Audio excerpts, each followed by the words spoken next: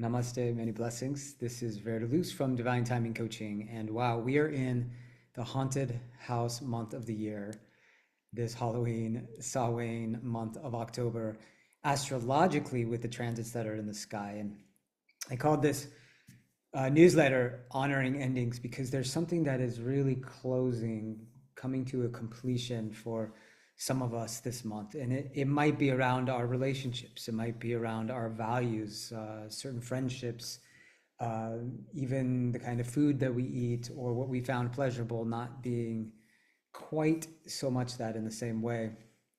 This is a month where Venus will conjoin the South Node in Virgo, and we'll talk about that a lot, as well as a very intense Mars Mercury conjunction in Scorpio. And so we have Mercury moving into Scorpio. We have Venus going out of her sign of Virgo, where she's in this what we call detriment, and going into her home sign of Libra. But this is going to be quite a shift before that happens. And of course, we start off the month with a full moon in Aries, and then moving towards our new moon in Libra later on. But there's a lot going on with Venus and Mars this month, the masculine and the feminine energies. So let's take a look. And I want to bring in some wisdom from the Stoics, from Sufism, from A Course in Miracles. This is part of the work that I like to share in astrotheology, bringing some more spiritual traditions and mystic traditions into the cycles that we're going through to help us navigate. So I'm going to share the screen with you, and we're going to take it week by week. And so if we start, when we start the month, we actually have right away. So I want to start with a quote, actually, which is by Epictetus, but echoed by a lot of the philosophers of the Stoic tradition, which is, it is not things themselves that disturb us, but our judgments about the things.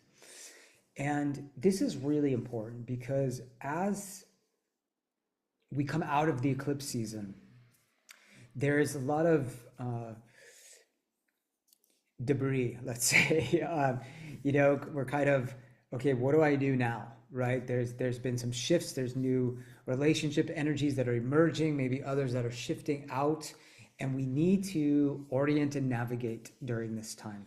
And that's what the planets are going to invite us to. This is a sacred language that is really all about allowing ourselves to align with our greater purpose as it's unfolding through these lessons that the planets teach us.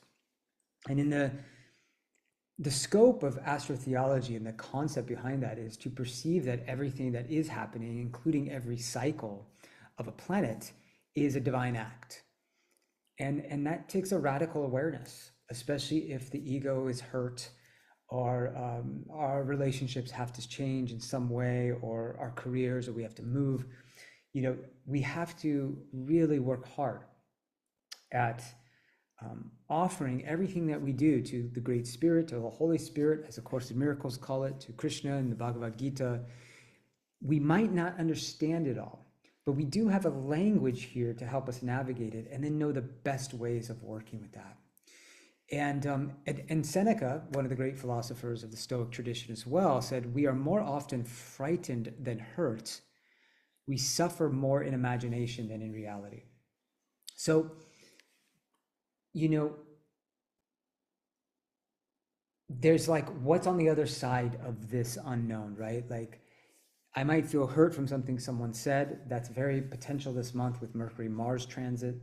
I might say something wounding, and I need to be very careful and cautious of that, because all these words ripple out forever, right? The words have this karmic consequence to them. The Stoics talk about this, the Sufis talk about this, that everything we say, it has a karmic consequence. And so we want to learn Seneca's wisdom of that anger can be navigated best through the process of delay. So if we're getting triggered, we want to take that breath and we want to exhale a lot longer than we inhale. And that diffuses the amygdala, the fear response, which then becomes the attack response. It's that reptilian part of the brain. And when we go into Scorpio times, Mercury will go there this month, Mars will go there, Mars is already there, the sun will go there by the end of the month. We go into very reptilian amygdala response because a lot of fears come up. Um, and of course, the part of us that is afraid, which is, as the Course of in Miracles teaches, is not the real part, right? It's the ego part that wants to separate, but it's so afraid because it actually doesn't exist. It's going to be annihilated in eternity. And actually, none of the things that we hold on to, none of our attachments will be with us as well over the threshold of death. And that's something that we become very sensitive to this month, especially with Venus coming to the South Node. So I want to talk about that because it's right away. And I think this is one of the most critical transits of the month, and it can affect all of us. It's happening today as I record this on October 2nd. You could see 16 degrees of Virgo right here. So when a planet touches the South Node, remember a planet is like a character inside of us. What does Venus represent? Love and relationships, harmonious relationships, our pleasures, right? Our joys, our desires, our attractions, our magnetisms. And that includes cultural things, food, all these things. So the South Node is a symbol of decrease and of dissatisfaction. In the Indian tradition, it was known as Ketu, the dragon's tail, and there's like something like karmically completing with the dragon's tail. In our birth charts, the South Node, that symbol, represents a lot of these past life energies or characters or patterns within us. It's a core principle in evolutionary astrology as well.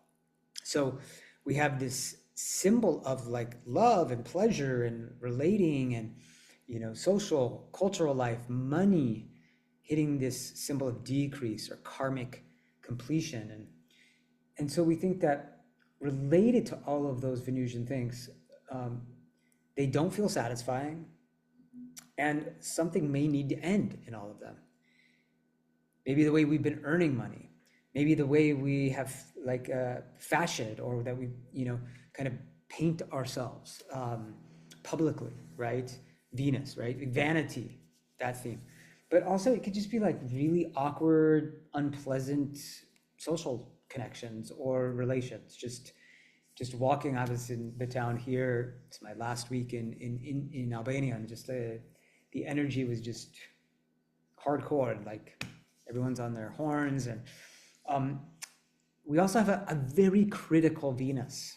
She's in Virgo, and this is what's called her sign of detriment because, her sign of fall, because she's exalted in Pisces, the opposite sign. And when you think of Venus in Virgo, she is, she can be crafty, and she can be, a sacred servant and a high priestess. But, the high priestess has to be very, very vigilant about what to do and when to do it.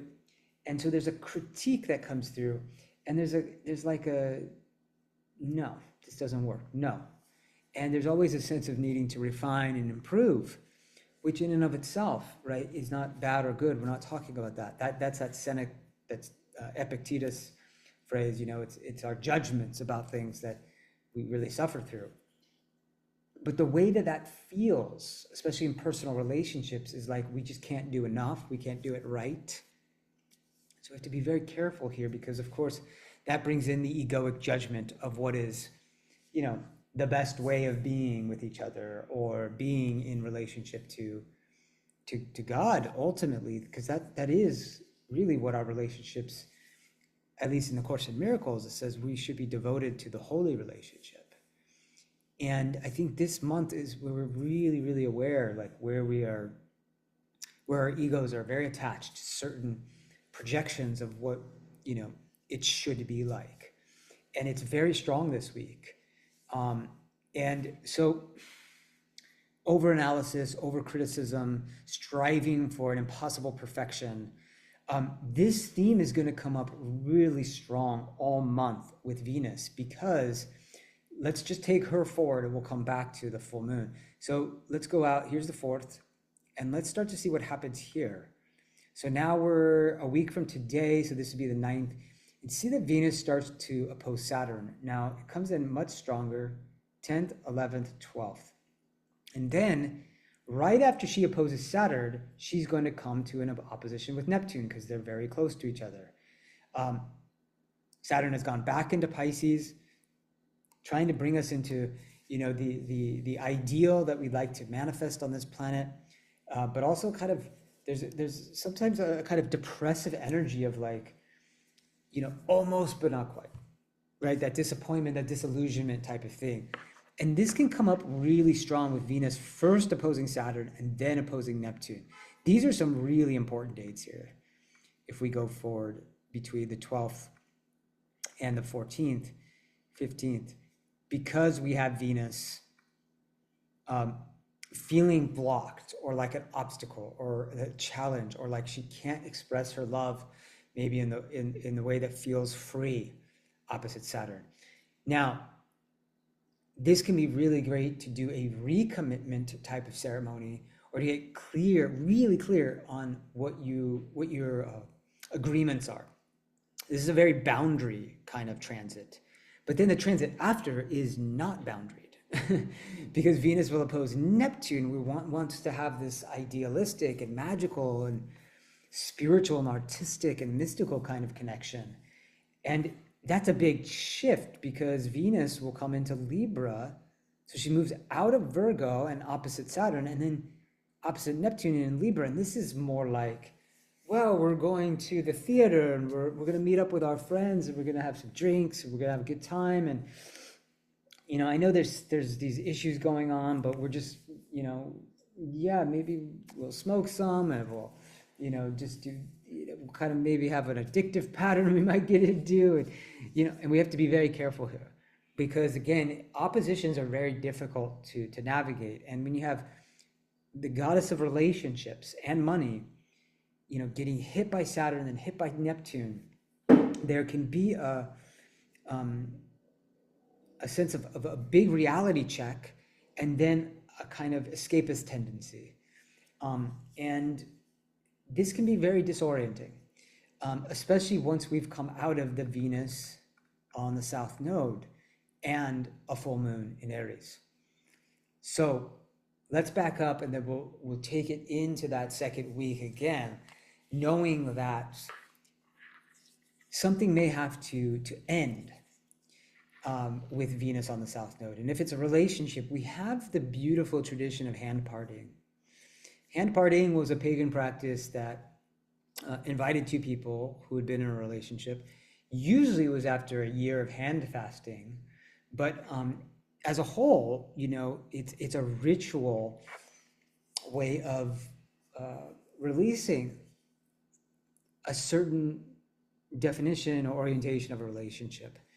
And in the hand parting ritual, usually we would take a cord, tie our hands together. We get the term tie the knot from the pagan tradition of hand fasting. But in hand parting, we would, there's many ways of doing this, but you could take a cord and tie the hands lightly together, and then you speak aloud. This is very important, the patterns or certain types of experiences that have come up again and again that maybe have bound us. And in this case, with Virgo, in criticism, in perfectionism, in, maybe certain kinds of fears or control issues. And then you want to untie or literally cut that cord, bless this as a release and acknowledge that, we're going to release these patterns and continue in our relationship, or we're actually going in a different direction. And this is my boundary and this is your boundary. And I think this is important because, again, within like 8 days of this transit, we'll have Venus opposite Saturn. That theme is going to arise again, and so there's a declaration of freedom and autonomy and self-responsibility in this act, which is very important for what comes in just a couple days after this, which is the full moon in Aries. So here it is here. It's going to be on about 13 degrees. And this is going to be on the 6th. So let's look at that. Yeah, 13 Aries, oop, right here. And 6, 7, depending on what part of the world. And so 13, 12. So it's actually about 14 Aries we're going to be looking at. So any planets you have middle degrees of the cardinal signs, Capricorn, Cancer, especially Aries, Libra, are going to be hit really strong by this eclipse. And this could hit generations as well, like the Pluto and Libra generation, you know, born in the late 70s, right? I'm in that generation myself. And what makes this really strong, right? If you look at this exact here, okay? Look at the ruler Mars in Scorpio, the ruler of the full moon. Okay, what's going on with Mars? Well, it's not too bad, but he's in a great sign for doing deep transformational work, his home sign of Scorpio. Very intense, very powerful, very, very willing to work with that hidden dimension and go to the source of the issue, which is really helpful right now, you know, but it's also just a willingness to go deep. And I think that, you know, the Scorpio energy wants the esoteric and the occult, like the wisdom of astrology, human design, numerology, these tools, nonviolent communication, to really listen to where the partner is at without any interruption, without any distraction, phones, right? When we're talking Scorpio, we are in all the way. We're all the way in. And Mercury is going there just on this day as well. And we can't hide anything. We can try, but it's going to leak out in this kind of, you know, presence that we're giving off where there's something going on. There's a suspicious type of energy.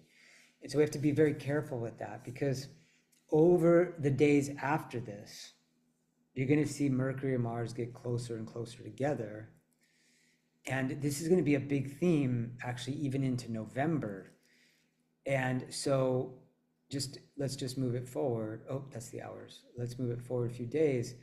And the closer Mercury and Mars are, the more heated our words can become, the more reactive, the more defensive. We could stick the dagger into that wound because we tend to know it with Mercury, with Scorpio transits. I think the best way of working with this is to address our own personal fears. If I leave this relationship or this job or this home, or, you know, if I make this big change, I'm afraid that this will happen, you know, and let's work with that and alchemize that fear. Let's also not attach to the emotion. And this is something from the tantric tradition that's very important. You know, the idea that Shakti, the goddess, you know, the word Shakti means power. The powers of the emotions are always shifting. But the challenge is when we get really identified with one of those emotions, and then we think that's our entire reality matrix.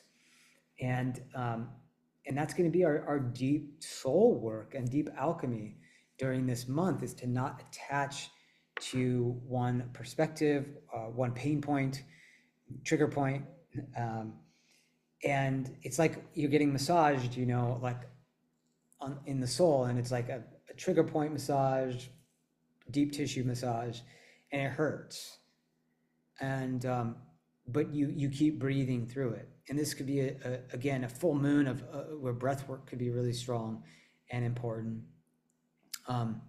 I think too we want to look at that exact Mercury Mars. Just, you know, this is in the third week now, but if you go to October 19, 20, 21, that's peak, but we could say 18th to 22nd being really strong for that. And that's why if you start to see like, okay, what happens this week is really, this first week of October is really essential for how we navigate the rest of the month and maybe even the whole year. And so if we come back to this full moon on the 6th, that's September, then we're seeing that, you know, coming off of Venus on the South Node. We need to minimalize, we need to spiritualize, we need to simplify, let go of certain adornments, let go of, recognize the perfectionist streak in us, and get into more cleansing, more healthy relating. That could be the foods that we're eating, the regimens that we're in every day, like going to bed at the same time every day, waking up at the same time, doing our spiritual practice. Sharing that with a partner can be a great way to work with this, you know. And also being aware of our sensitivities to like moreness. You know, with Venus on the South Node, this could be pretty hard for the economy as well, especially in Virgo, sign that isn't where the goddess of abundance is very, you know, joyful and, you know, like just feeling like everything is given to her. She usually says no, you know, no, I don't want to do that. No, don't touch me that way. No, don't invest in that. No, let's not go out to eat. No. So Epictetus says, wealth consists not in having great possessions, but in having few wants. And Seneca says, it's not the man who has too little, but the man who craves more that is poor. And I think that that's coming in really strong with these transits. So again, if we do this hand parting ritual, or we even do it with a pleasure that we had, maybe drink, maybe sugar, maybe a certain type of food, you know, like give some forgiveness to the process. Give, forgive, forgive. We are here for giving, forgiving. And in A Course in Miracles, that's what they say, that's when we attain the atonement, the at-one-ment. We realize that we are already at one when we are in the process of forgiveness. And so instead of projecting or throwing the, you know, the sort of the dagger, you know, towards someone energetically, this is a month where we need to be really sensitive to the power of every action and every word, as a creative act and as a destructive act. And you know, like in the Ho'oponopono tradition in Hawaii, they would, you know, there's this famous phrase probably many of you have heard, which is, you know, I love you, please forgive me, thank you, I'm sorry. And it's like everything that's happening is that gift, even if I don't prefer it, as the Stoics would say. And I forgive what I don't understand. I forgive the separating ideas that I might have about you and me and what we're doing here. And I love you, and we're made of that love. And so if we need to uncouple in some way, can we also bring all the gratitude to that process, you know, to what we've been learning together, and also recognize that we don't ultimately know what's next. You know, it may be 5 years from now, maybe 10 years from now, it may be a realization that you had, it may be those beautiful photos you get to look at again, it may be a special place that you travel to together, it may be that you still have sacred soul work to do, and that's why it's so important that you don't burn bridges. You might burn, you know, a piece of paper with like all of your grievances from the past, because as the Course says, love has no grievances. And so if whatever we have grievances in, we need to purge them, and this is the time, you know. And the Scorpio transits, also as the sun comes in at the end of the month, this is a time where we need to do that soul purging. And so there is something quite sweet, like here, Venus does have a nice sextile. Let's see, Jupiter right here. And so before she opposes Saturn, there is, and after that, you know, big full moon, maybe there's some kind of sense of inspiration or deeper faith that's coming. And we really want to, you know, integrate that. So this might be a good day on the 8th to either reconnect or repurpose our relationship, or get really clear on what is really inspiring to us, what feels nurturing, Jupiter in Cancer, nourishing, supportive. Again, we may be thinking about our home space and how that can feel more sacred to us on a daily basis. And then, of course, we have the Venus opposite Saturn, and Pluto's going to station.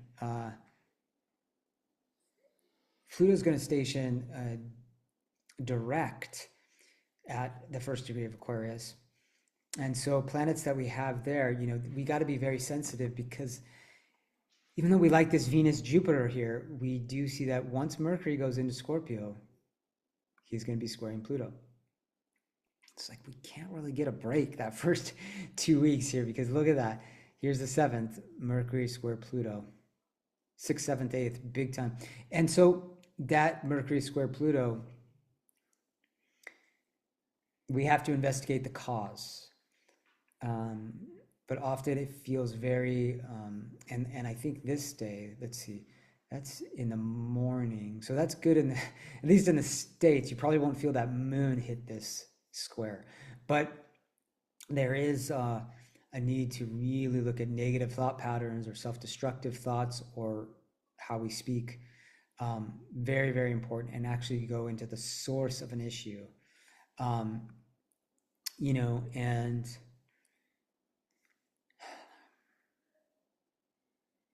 really just watch the reactive tendencies with this.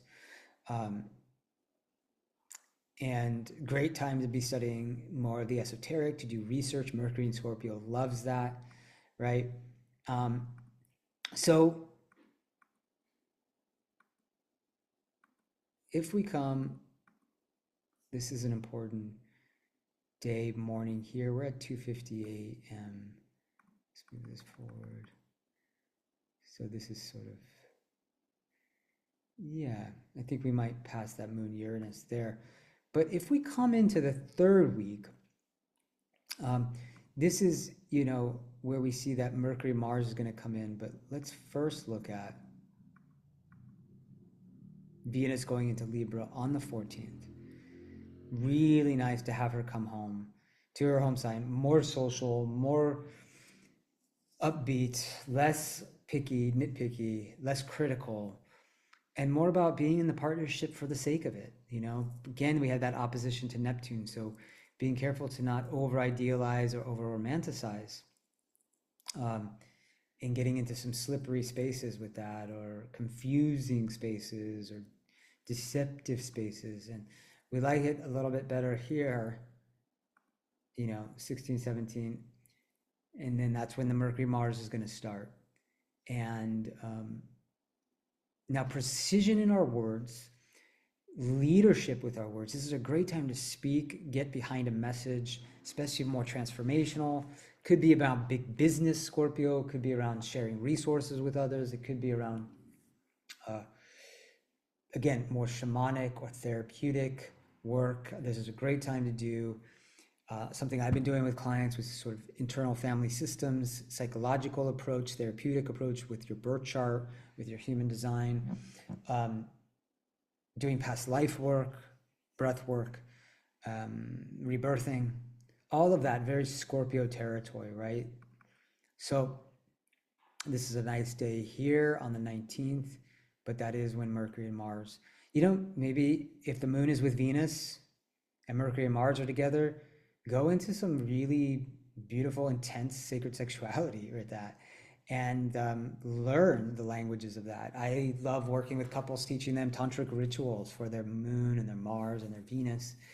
And that's a great way of going into deeper alchemy, sexually, sensually. And this would be a great day for that, with the moon Venus conjunction in Libra, right? And the sun is still there.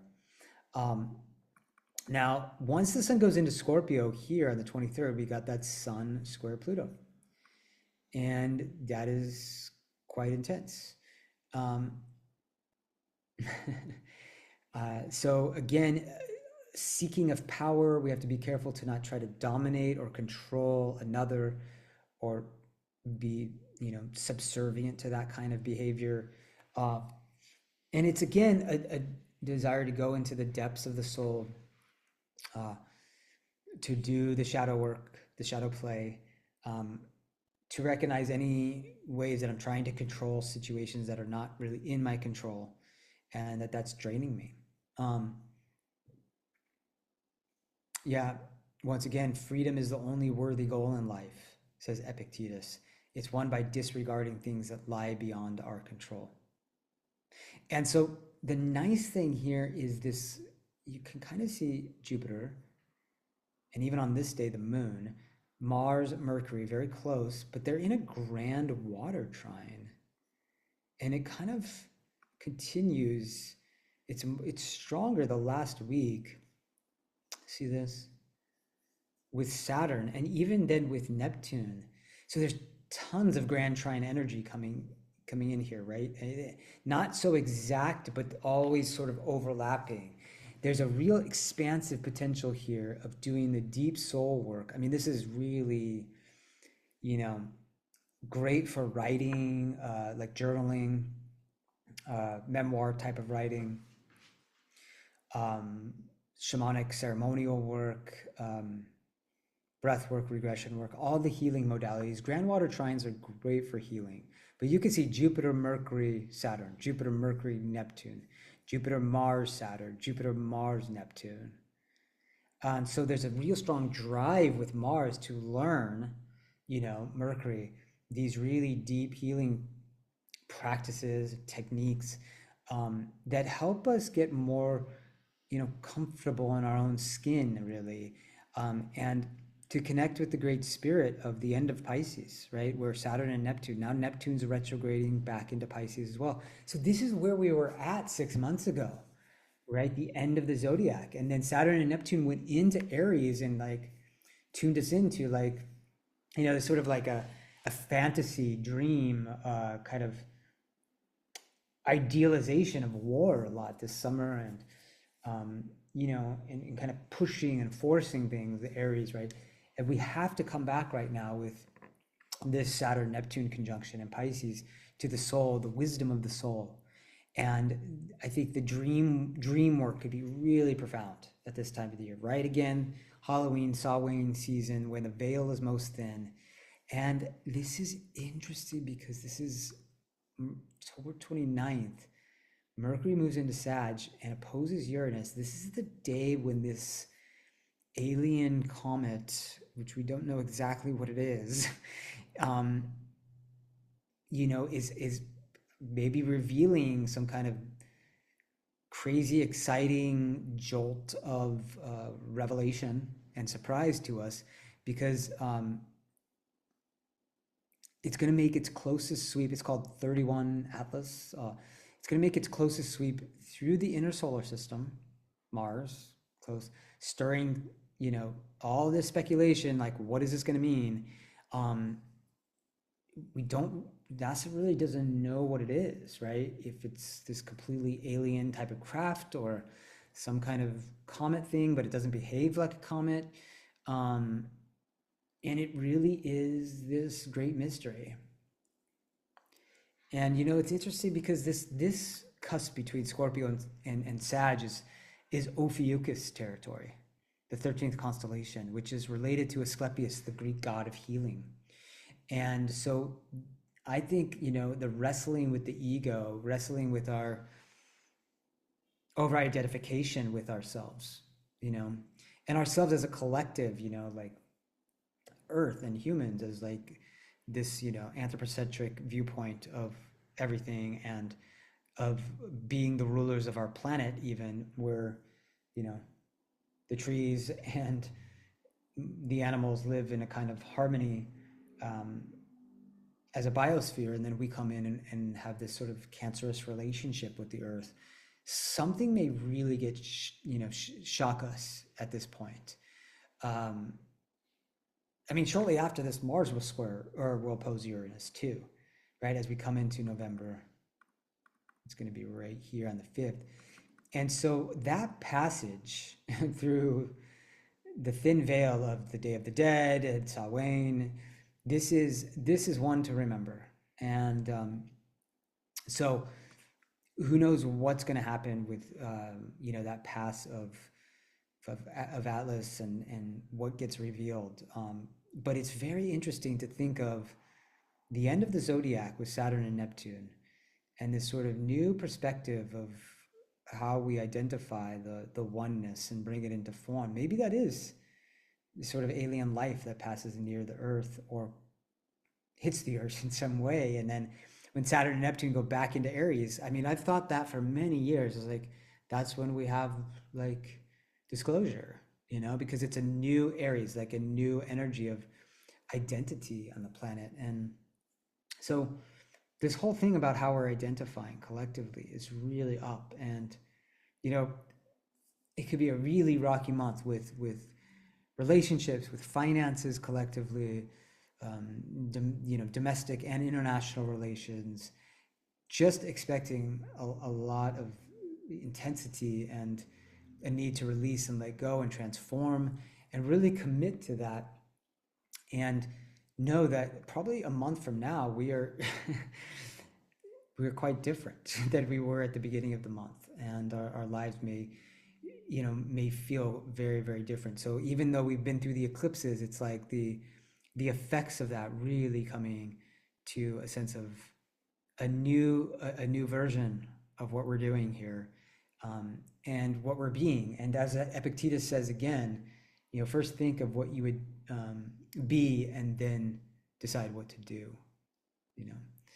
And I think that's a great way to end today, is to really be committed to being that vessel for the divine in the best ways that we can every day. What are the prayers we can ask in the Islamic tradition is, the word abd means the slave, the perfect servant of God, of Allah. How can I get up every day and ask my Lord, my Creator, my Sustainer, my Return, how can I be of great service to you today? Show me the way, Al-Hadi, the guide, right? Open the door, Ya Fatah, the opener of the way to that possibility, and give me the strength, Ya Qawi, the all-strong, the all-powerful. Give me the strength to move through the day with grace and resilience. So with the spirit of the Stoics, Course in Miracles, Sufism, Master Theology, all these great traditions that we have, I invite you onto a month of transformation and bringing you peace, Om Shanti, through this process, and that you stay connected to Source. Namaste.